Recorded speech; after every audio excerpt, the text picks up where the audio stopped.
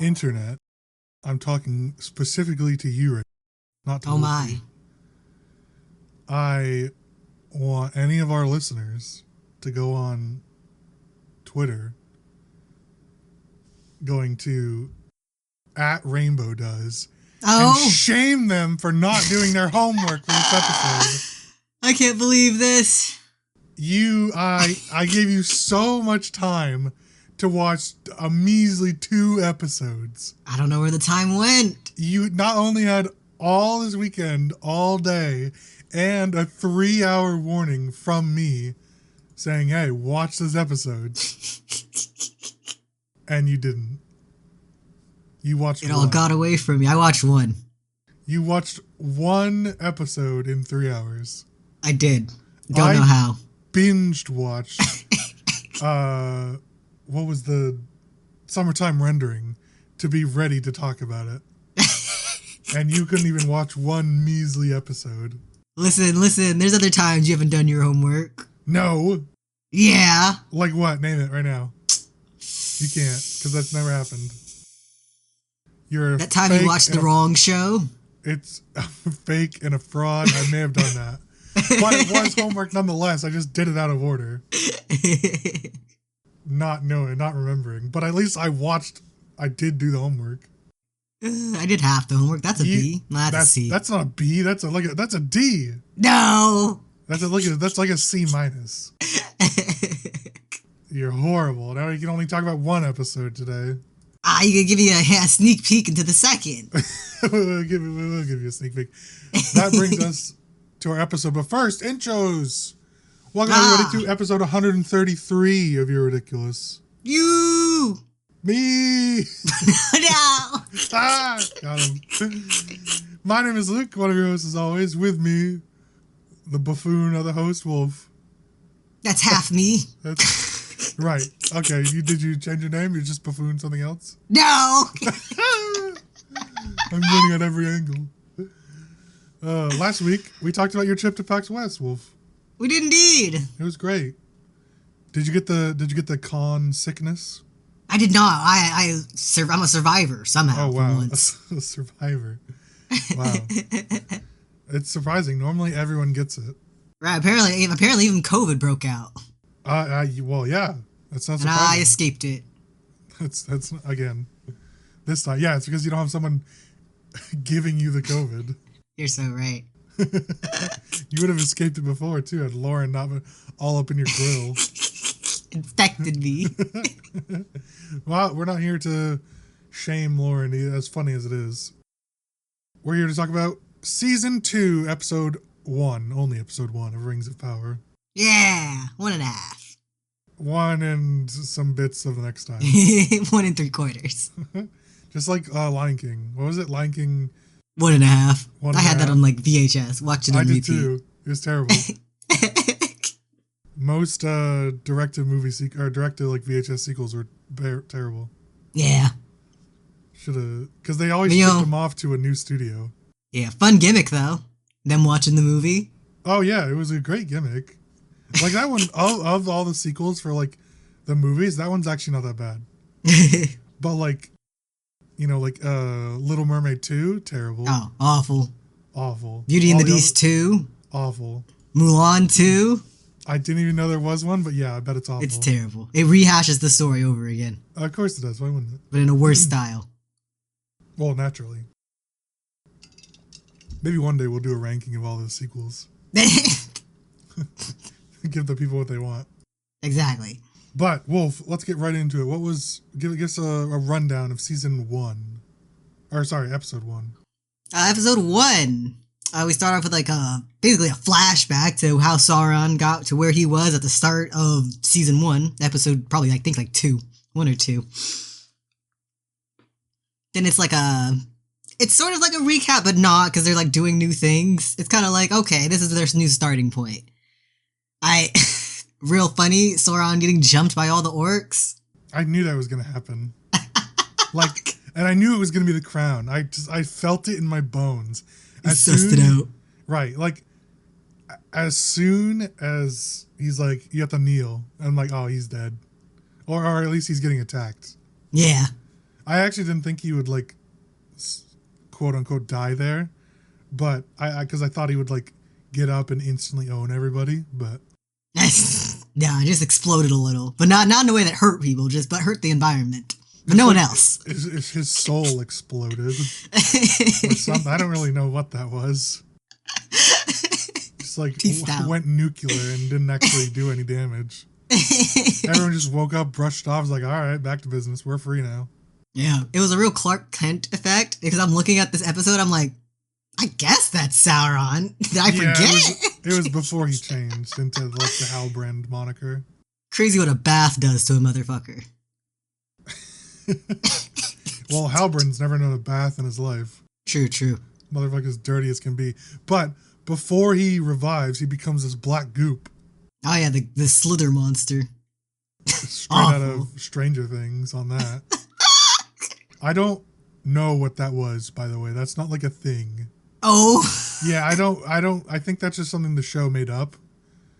He's never, like, in the actual lore, he doesn't ever, like, die like that. Someone had an idea. Yeah, like, he was not supposed to, like, he is, like, a deceiver of forms and, like, takes on many personas and different likenesses and stuff, but there's no record of him, like, turning into a pile of goop after being dead. I don't really know where this came from or like why it is, but it's also not really super relevant. He went goopo mode. Yeah. So it's over as quickly as it started. Yeah. Then he becomes Halbrand as we know him. Yeah. And then it kind of just catches up to how he basically met Galadriel. Yeah. Rip to that old man on the boat. Right, he was just trying to help. Should have kept it to himself. Really should have. Should have just let him walk into that forest where the orcs were. Yeah, he was just gonna walk right back there and try again. Genius plan, honestly. Oh man. But then. Then we check in with the elves. Galadriel is chasing down Elrond. Because he realized she's a liar, and then he does a whole lot to do a whole lot of nothing. Yeah, so I watched these before Wolf, and I'm like, wow, this character was a dumb bitch in the first season, and they're a dumber bitch in this one. And we get on to talk to each other to record the podcast, and Wolf's like, wow, that Elrond sure is a dumb bitch. And it turns out, not even who I'm talking about. There's another one. There's another one that's a dumber bitch. But tell us what you thought about Elrond this episode. Oh my god, Elrond! First he goes against Galadriel, like, no, we can't have the rings. Brings it to the High King, and then is wow, shocker. The High King doesn't want to destroy the rings. That might save everything. Then he throws himself off the cliff, gives the rings to someone else, and that person gives the rings to the High King. Yeah, and then they all put him on, and none of it mattered. Right. Well, so that guy is Círdan. He's the shipwright.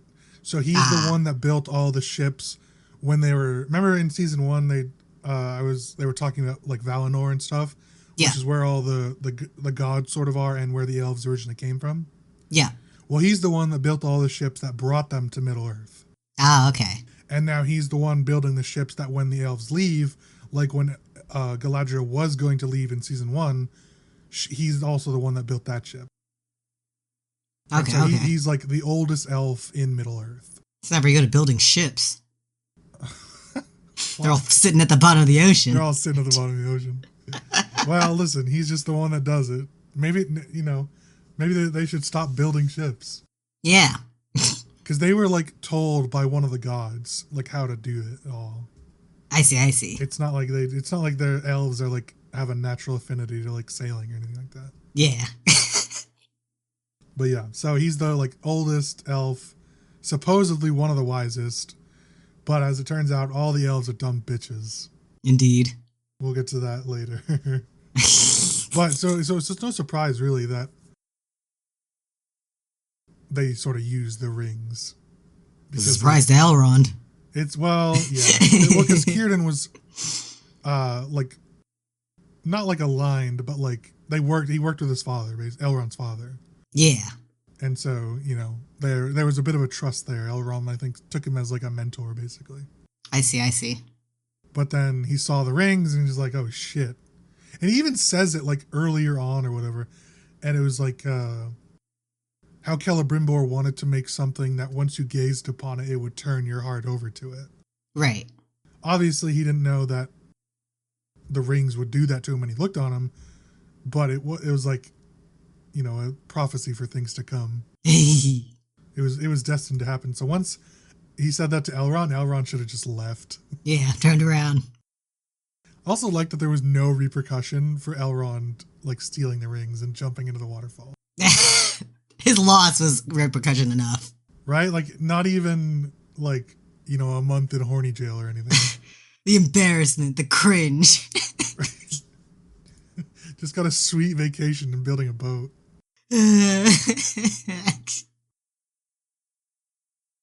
Was this the same episode where they have the song? Oh yeah, that's what Nori and Gandalf are up to. No, the elf song. Oh, yes, that one too. Okay, yeah. I wanted to mention that because that one and the song in season 1 were written for this show. Yeah. Once again, banger. Another banger.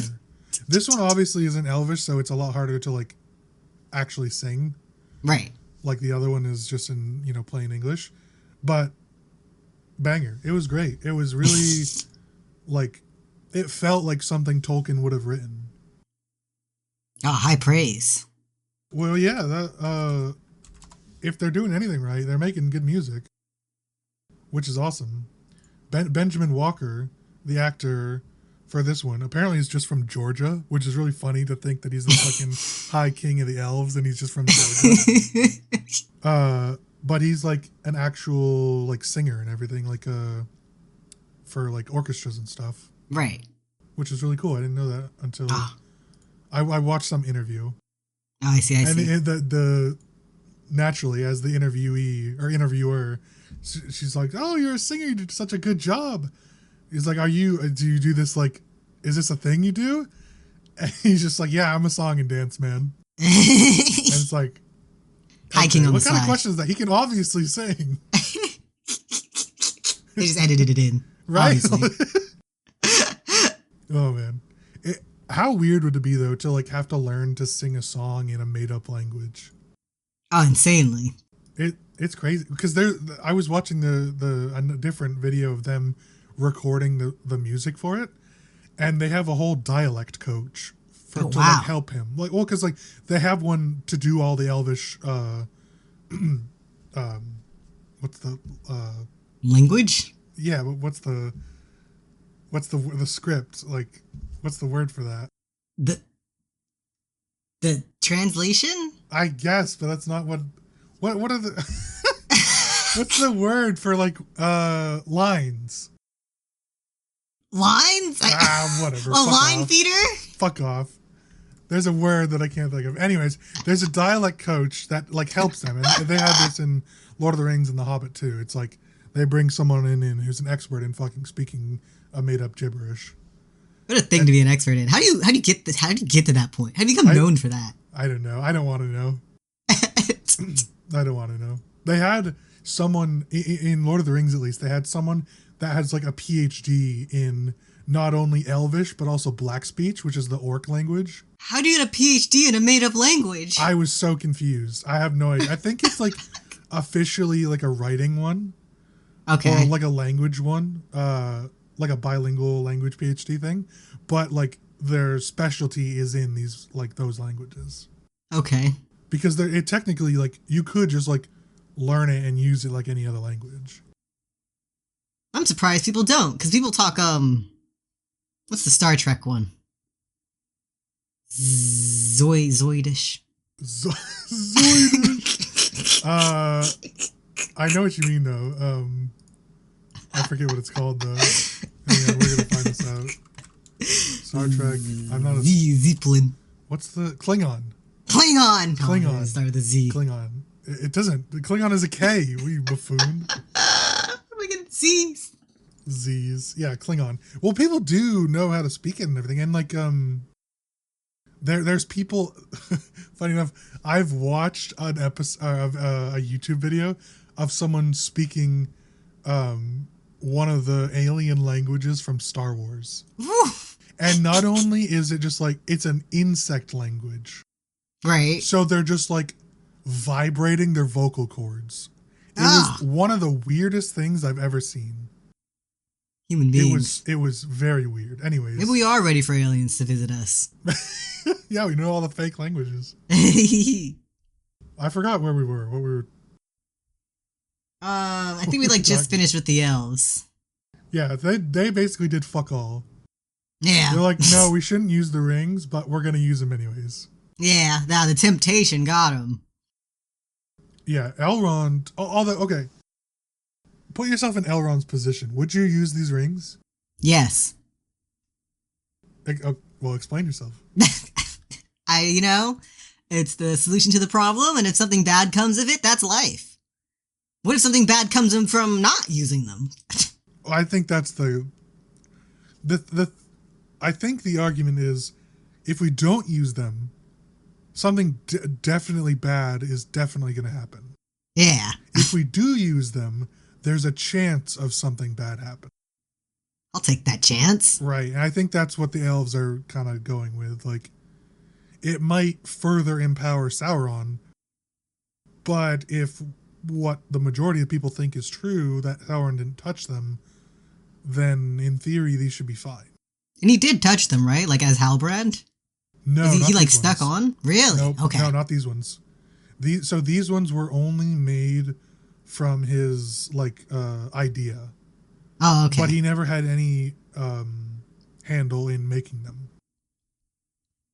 Watch season 2 or episode 2 and you would know what happens. There's a fourth ring, right? Because none of them look like the one from Lord of the Rings. That, hear me out, that's the 19th ring. What? So there's, actually, it might be the 20th ring. There's 3 for the elves. You'll find this out again in future episodes.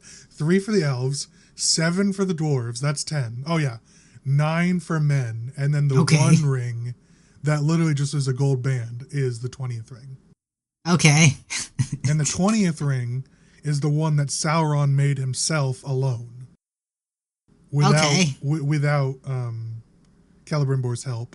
And it was to rein in all the rings that he had corrupted. Okay, I guess that makes sense. Yeah, but... it sounds like they have nothing to worry about. Right, well, the elves do not, but they don't know that. They don't know... they think Galadriel is sure that they're pure and everything, but Elrond isn't so sure. Right. What does Elrond know? Well, so he says, I don't remember, at some point, it might not have been in this episode, but he says that it could be Galadriel is so sure that Sauron didn't touch it because this is what Sauron wants her to think. Yeah. He makes a lot of accusations. Right. He's saying basically that you could already be under the influence of Sauron and not even know it. And because she was at one point. Yeah. That's how they got into the scenario. His math is wrong, but his answer is right. That's true. But they don't really do much else. But then we move on to what Adar and the orcs are doing. Yeah. Oh yeah, that too. Halbrand / Sauron, he comes back with his new plan to, I guess he's kind of just playing both sides right now. He's like, I know where Sauron is. And then they put him in prison. Yeah, well, they don't know that he is Sauron. Yeah. Which is kind of funny. Listen, he's like a whole new man. I didn't recognize him. Right, because they just saw him as the weirdo looking elf. Yeah. Before he turned to goo. And ate someone on the side of the road. Going back to like when they jumped him, it probably wasn't supposed to be funny, but it was really funny. The orcs are like holding each other back. Okay, that's enough. That's enough. And then they go back in for another stab. It is pretty funny. And we see that, like, at first I thought Adar was just like content on like claiming this part of the world for him and the orcs. But we soon find out that that's sort of not the case. Right? Like, he's talking about going to like find Sauron or finish off other people, like attack the elves, different stuff like that. Yeah. Which is kind of like different than what I thought his goals were in season 1, but I guess everybody craves something more. His greed will be his downfall. Presumably so, because I still don't know who this guy is. He could have sat there, lived pretty enough. Pretty scarred, pretty fucking ugly. Yeah, listen, he's prettier. He's the prettiest one there. That is true. By default. That is very true.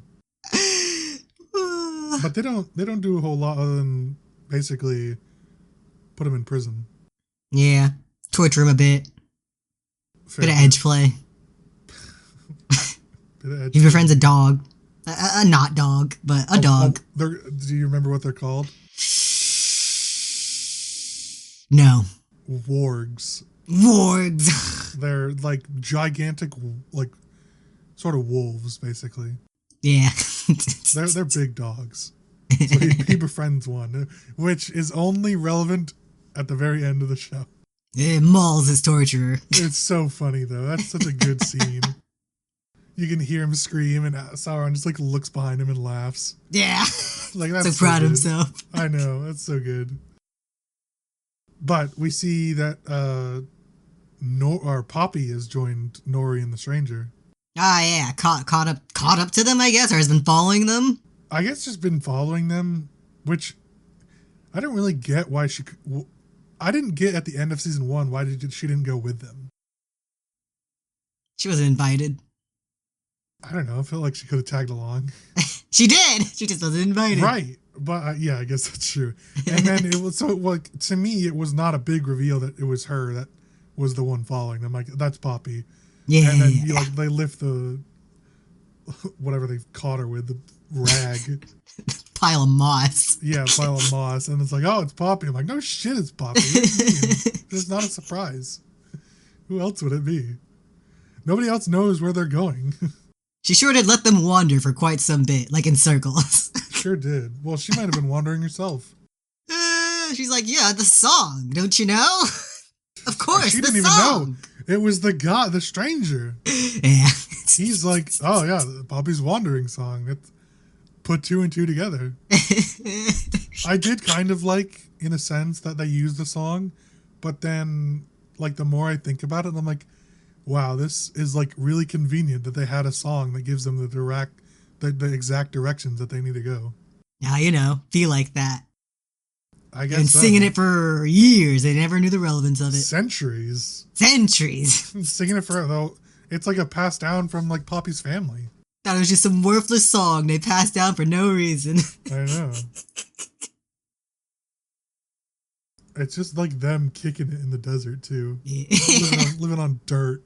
He summoned some bugs. Oh, gross. He eats bugs. He wasn't happy about it. He wasn't. Although Nori seemed to be happy about it. Alright. She was elated, celebrating. But that's kind of it. Yeah. I mean, a lot of these we talked about just in soul groups, but explain the plot point throughout the whole show, or the episode. But not a ton more happens, really. We get the Elven song, like I said, and then they put on the rings and basically sort of use them, and their tree comes back to life. Yeah. Which is more symbolic than anything. It's showing that the elves can stay in the world, and that the magic that they're like using is not fading off. Which just needed like a little reboot. Lord of the Rings. Yeah, they needed to turn it off and back on again. That was pretty much it. Yeah. It like you said, not much happened. A lot of running in circles. A lot of running in circles. A lot of. I mean, I think it was kind of a needed episode. Like, they need to show how Sauron's relationship with the orcs are, because that's not at all how they are in Lord of the Rings. Like, the orcs follow Sauron alone. Right. But we're so close to Morgoth's defeat, who is the original Dark Lord, the one that created the orcs, that they're still hoping that he'll come back. Right. And then, obviously, right now, Adar's in charge, who was tortured by Sauron. Yeah. He's not feeling it. Not really, friendly with that guy yet. But next episode is really good. That one is, so this episode was called Elven Kings Under the Sky, and the next one is called Where the Stars Are Strange. Uh-huh. That one, little synopsis, which we'll talk about probably next week. Darkness falls over Khazad-dûm. Sauron and Galadriel seek new allies.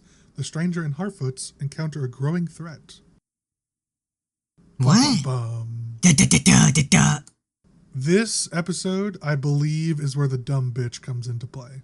Oh, I see. I can't wait. I'm really excited for you to see him, because I agree, Elrond was a bit of a dumb bitch if you really just thought about, like, the pros and cons for using him, because it's pretty easy to, like, think critically about that. In the grand scheme of things, it's like, do we want to take the chance, or do we want definite downfall for our entire race? Right. Like, that seems fairly easy to me. But he's not the dumb bitch of the show. Oh, where's the elf? We didn't check in with him, the black one. Did he die? He did not die. He comes back, I think, next episode. Oh, okay. If not next episode... Oh, no. If not next episode, he's definitely in the third one. Okay. But he is around. Him and Isildur and all the other Númenóreans.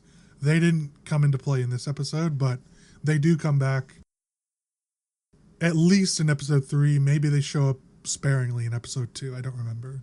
Oh, nice. But I know they show up in episodes 3, 4, and 5, so they do come back. But yeah, we did forget about them in episode 1 of season 1. Which I like. Arondir's cool. Yeah, that's his name. Even though people are, like, still hating on him as a character. You're so dramatic. Well, so the real beef that people have is that a lot of them don't look like the elves from Lord of the Rings. So? And because most of them, like Celebrimbor and Arondir, should have long hair. Right. But, like, that's basically their only gripe. So there's these things called scissors. I think elves just choose not to cut their hair. Yeah. Most of them are not, like... I don't know where I was going with that. Never mind. But anyways, I feel like you ever heard of individuality? Yeah. I feel like I think it's important that he cuts his hair and looks different, because he's a different elf. He vibes and lives with the humans instead of in their little safe haven. Yeah, he's their safe haven on Middle Earth. Yeah, for sure. That's a really good point. And yes, a bunch of the elves at Eregion, which is the forge, have long hair. But Celebrimbor doesn't. Maybe it's because he would think hair would get in the way. Yeah. It makes perfect sense that he would cut his hair. He's the master smith. He's the one in charge. Makes a lot of sense that he wouldn't want long hair that could seep into any of the alloys or the fire or whatever. Yeah. Taint them. And also, just like, once again, individuality exists. Interpretation exists. We don't need all to look alike. If you want to watch elves with long hair, look at any of the other elves in the show with long hair. Yeah, it's like the majority. It's like 90%. Right. 95 even. Yeah. I also saw a clip that, like, originally Peter Jackson, who is the director of the other two movies, The Hobbit and Lord of the Rings, said that we mostly went on source material and didn't want to put any of our agenda into the show, or into the movie. Right. And then in this one, it was then clipped with a bunch of other actors from the show and saying how happy they are that representation is relevant. And I'm like, that's all fine and good for both aspects, but you can't compare them because it's literally more than 2 decades after they made the first films. Yeah. Representation was not relevant even outside of Lord of the Rings. They also have their hands on something that I think, as you explained it, has a lot of, what is it, like blank space, basically. Like, it's not as written out as Lord of the Rings and The Hobbit. This time period has the least documented information from Tolkien's source material. Right. This is like the dark age of like his world, where he just didn't write a lot about it. He wrote a lot about how the world started and all the gods in it and what happened there. And he obviously wrote a bunch of with The Hobbit and all of that stuff. But like this middle section has the least source material.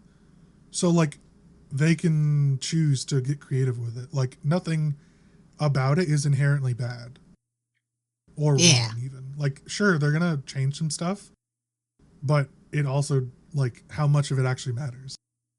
None of it. Exactly. So, eat your heart out. People just want to hate on stuff. Oh no, they ruined my show because a black elf doesn't have long hair. I can't watch this. They're not looking like enough of a twink. God, insufferable cunts. All right, though. What would you rate this episode out of 10? 8 out of 10. Yeah, the song really brought it up for me. I'd give it an 8 out of 10 as well.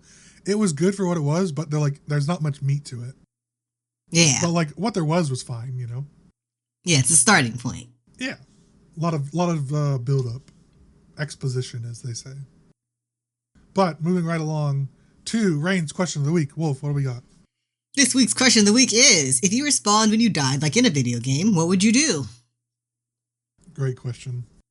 Indeed. Would you say that like it hurts? Like, does your manner of death hurt as like would hurt, or do you think like respawning would like cancel out the pain? It hurts as it's happening.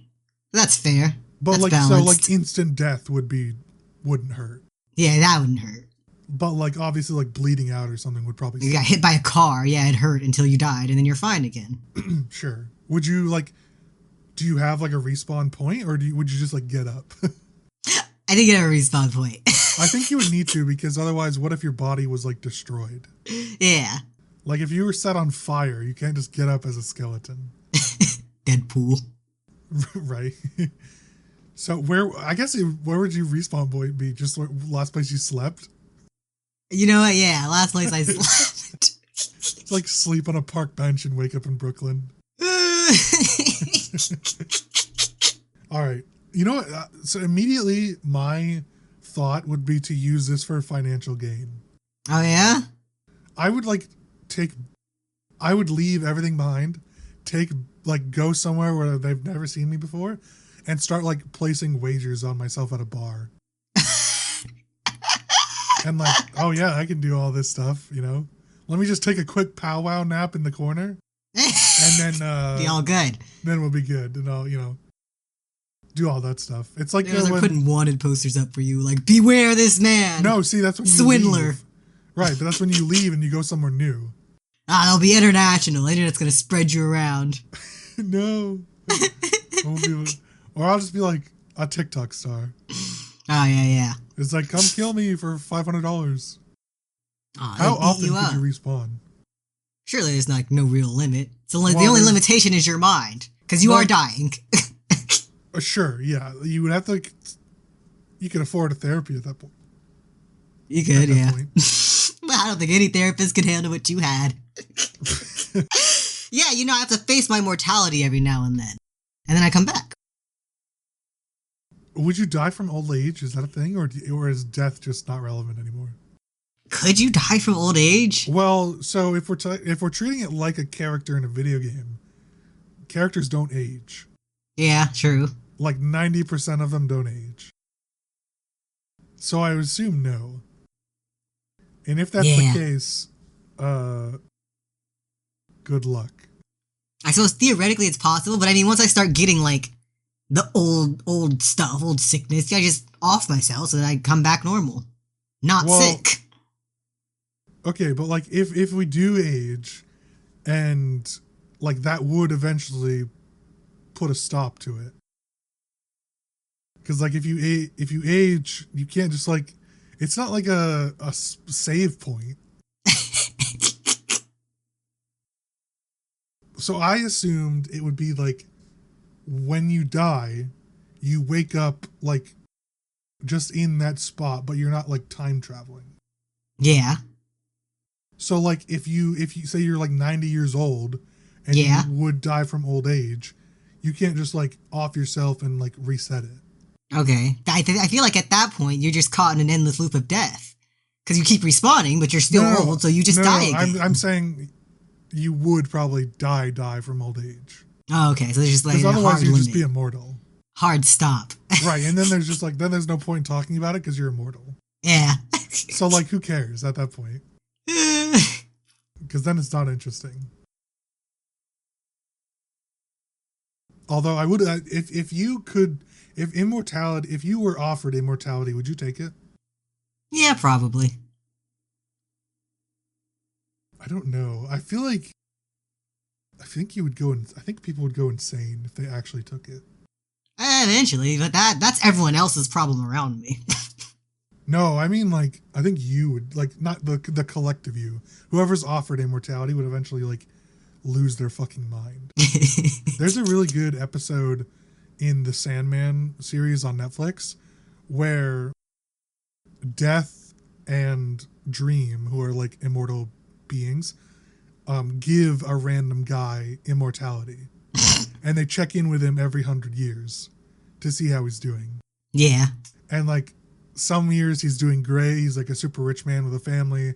And then there's one year he talks about like how it's the worst year of his life and he would never, that he's ever lived, and how he would never wish this on his enemy. His family were killed. He's now broke and everything. And Dream's like, so you want to die? And the guy's like, no, not at all. I still have more things to do.